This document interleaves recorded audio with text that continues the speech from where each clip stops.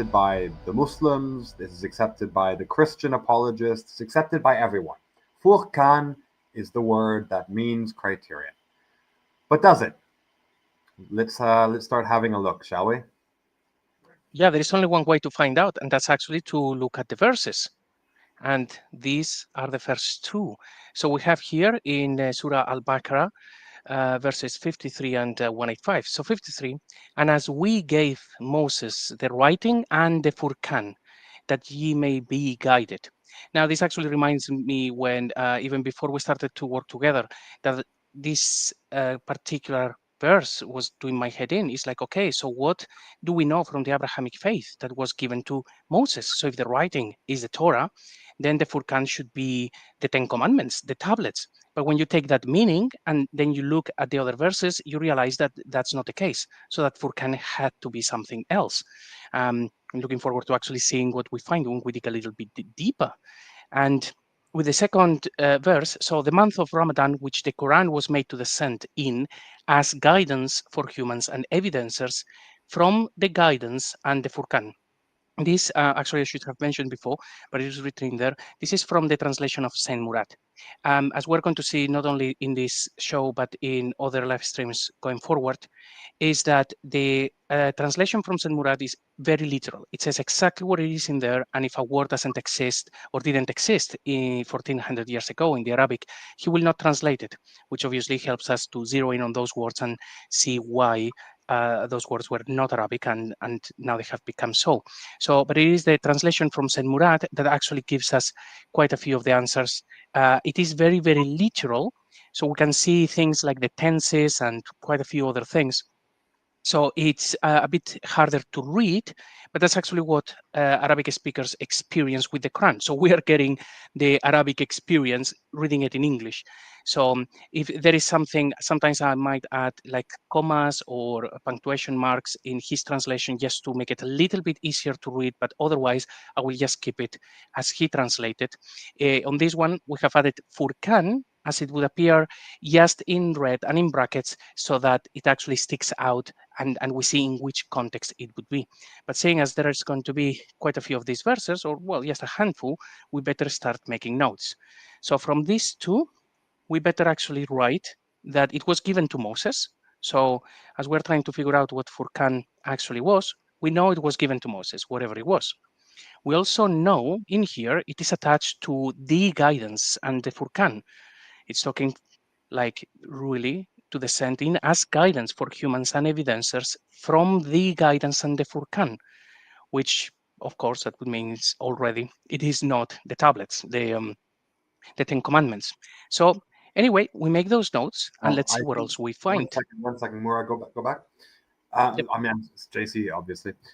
So what I was going to say is that I think what we have here with 185, right, is that on the naked eye, just because, Murad is not putting commas in, he's not making any assumptions, he's just giving you the text like it is, right? So was made to descend in as guidance for humans and evidencers from the guidance. Now it makes sense. The evidencers from the guidance is one piece of the sentence, and the Furqan. So that makes more sense of it, right? These are for humans and evidencers from the guidance. What the guidance is here exactly, and who the evidencers from the guidance is, I will happily get into this verse another time. There's something very, juicy about what Ramadan is and what this verse is talking about. But just to Yes, clarify, Ramadan, Quran, month, descent, guidance. There is lots of keywords there. We need to we will unpack them in the next streams. So for now, we will just focus on okay, the Furqan appears on that particular verse, but yes, this is a verse that we will look into in detail in the future. right? So, but the point here is to note, okay, so the Furqan was given to Moses, one, and two, in the month of Ramadan, the Furqan was descended. Made to descend. Made to descend, right, okay. Cool, so then let's look at some other verses. We'll fill out this clipboard then, shall we? Yes. So next section. We are looking now at Surah 8, from the Murad, verse 29. If ye foretend Allah, He will render for you a Furqan and will cover up your fronts. Okay, interesting. Same surah, we're now on verse 41. And what we have descended over our servant on the day of Furqan, the day when the two combinations encountered, and Allah is over everything a determiner. So, what can we gain from these two verses? One is that He will render a Furqan. This is in the future tense. So, at the time of the Quran's revelation, supposedly He will in the future render a Furqan. This already right away conflicts with the standard Islamic narrative, which claims that sure, yeah, Moses was given the Furqan too, but by and large, Furqan means Quran, bro. Okay, so the Quran is the criterion. That's why they render Furqan as criterion. The Christian apologists accept this idea of the Quran, Furqan meaning criterion precisely because it also is used to refer to the Torah, or that's how they think of it, right? Because it says that the Torah was descended and the Furqan in that other verse we looked at, right? So therefore, the Christian apologists accept this. But anyway, so there's already a problem. The future tense here of will render a Furqan, a criterion. Interesting. Okay, and what can we gain from the second one is that it was descended in the past. So we have in the future and in the past, right? We have descended, past tense, over our servant on the day of Furqan. So what do we think about this, JC? Well, what we think is that the Furqan is a time traveling thing, isn't it? It's in the past and in the tense, or it is something more either that it applies to different people during different epochs or something like that. It is not just a physical thing, or, well, you have the Quran and the Furqan is the Quran or the Torah, or it is just a way to interpret those.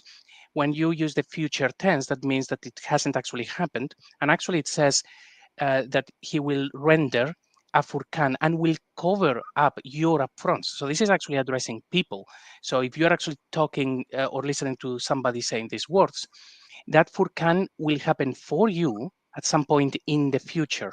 And it's associated as well with covering up your upfronts. So past, associated to Moses, guidance, future, and past tense. So let's see what else we've got. Oh, day of Furqan. Very important. I forgot to actually put it on the clipboard, but that's all right. I wrote it now very, very quickly. So day of Furqan, which it makes a lot of sense. Now, with the next ones, and these ones are just the last ones. I didn't actually add the names of the surahs, but can be found quite easily. So, from before, as guidance for humans, and descended the Furqan. So we have that now, that it was descended. And the next one, and indeed we have already advanced Moses and Aaron the Furqan. Okay. And blessed is he who continuously descended the Furqan over his servant. Okay, so we add those final bits and pieces. So we have now descended. It happens twice, or it is mentioned twice. That thing about given to Moses, we have also Aaron, so that's great. And we also have continuously descended. So those are all the notes from all of the places where Furqan appears in that manner. And let's see, now that we have all of this evidence, what happens when we put it all together.